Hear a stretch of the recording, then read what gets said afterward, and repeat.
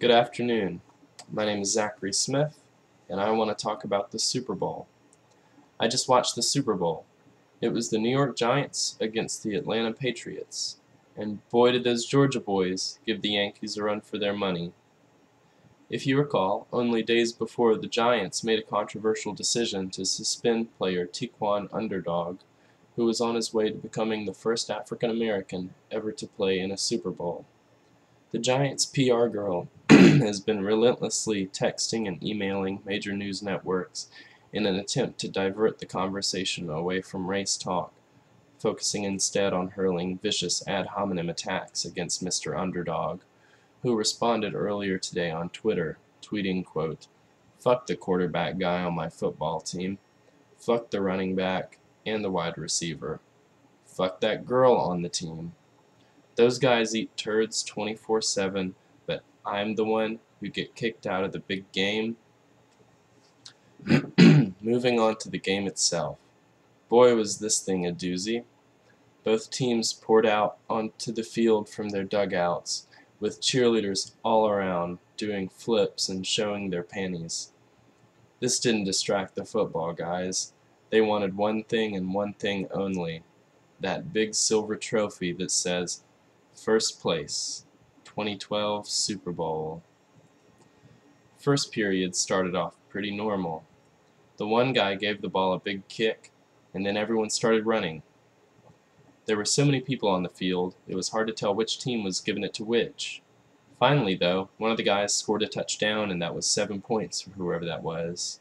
Before too long, all sorts of guys were getting their own touchdowns, and occasionally separate guys would come around just to give the ball another of those big kicks.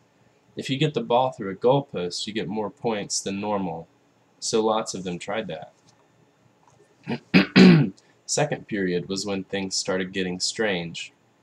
A crazed fan bolted onto the field and managed to take 2 entire bong rips before being tackled by Peyton Manning, who held him until the cops arrived.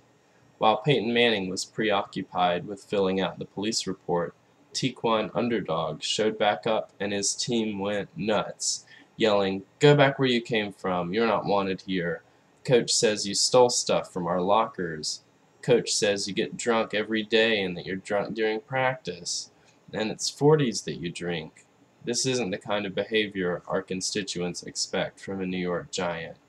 Are you prepared to ask forgiveness for all the stuff you stole and the beer that you drank?" Tiquan hugged everybody on his team, and he said, "Yes, yes, I'm sorry.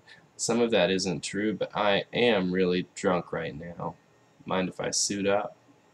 Peyton Manning, who just finished with the police, stepped forward and tossed Tiquan his armor. "Get in there, kid," he said, the ghost of a smile on his stoic lips. At this point, several fans were openly weeping. The Giants turned back to the game only to discover that in all the excitement, the Patriots had continued playing. Tom Brady had the ball, and he was running in and out of the end zone over and over and over. The scoreboard couldn't keep up with all the points he was getting. His team was just hanging back, slapping their knees, laughing.